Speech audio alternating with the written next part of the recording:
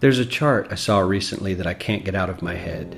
A Harvard business professor and economist asked more than 5,000 Americans how they thought wealth was distributed in the United States. This is what they said they thought it was.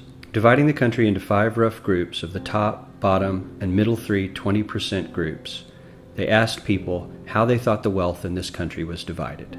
Then he asked them what they thought was the ideal distribution. And 92%, that's at least 9 out of 10 of them, said it should be more like this. In other words, more equitable than they think it is. Now that fact is telling, admittedly, the notion that most Americans know that the system is already skewed unfairly.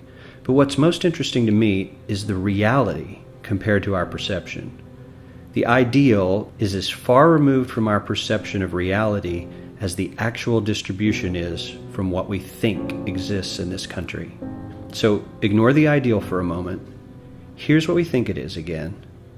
And here is the actual distribution. Shockingly skewed.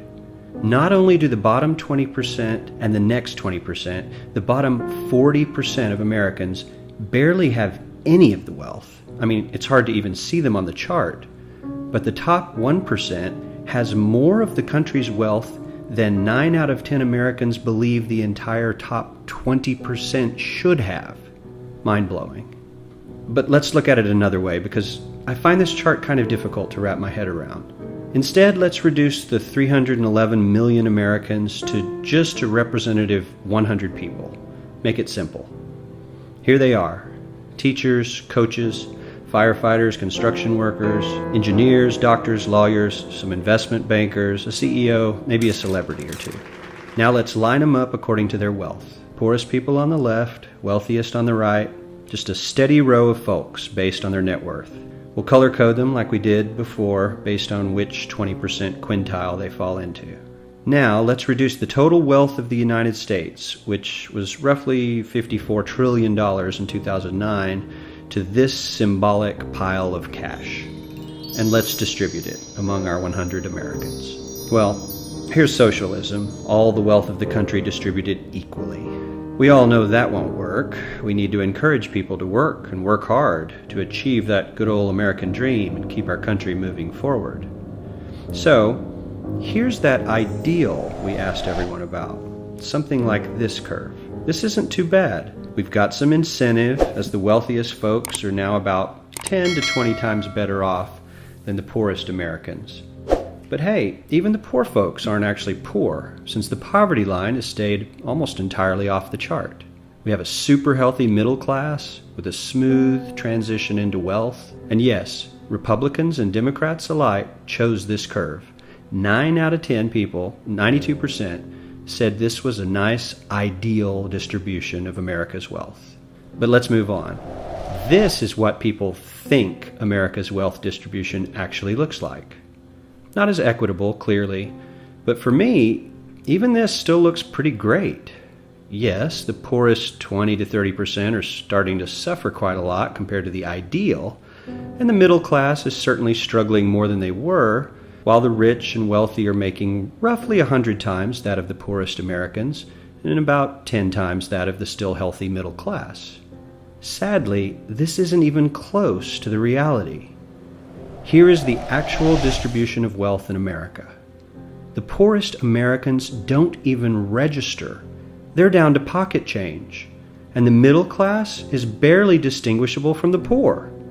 In fact, even the rich between the top 10 and 20 percentile are worse off. Only the top 10% are better off. And how much better off?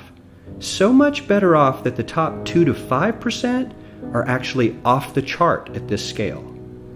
And the top 1%, this guy, well, his stack of money stretches 10 times higher than we can show. Here's his stack of cash, restacked, all by itself. This is the top 1% we've been hearing so much about.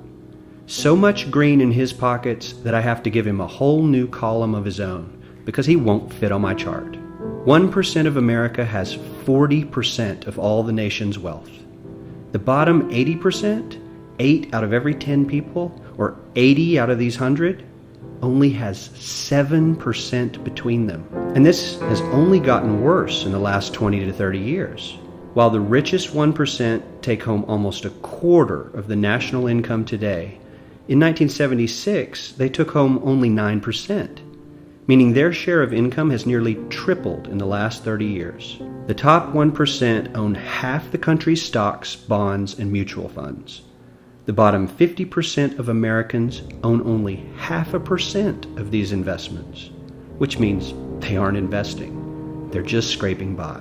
I'm sure many of these wealthy people have worked very hard for their money, but do you really believe that the CEO is working 380 times harder than his average employee? Not his lowest paid employee, not the janitor, but the average earner in his company. The average worker needs to work more than a month to earn what the CEO makes in 1 hour.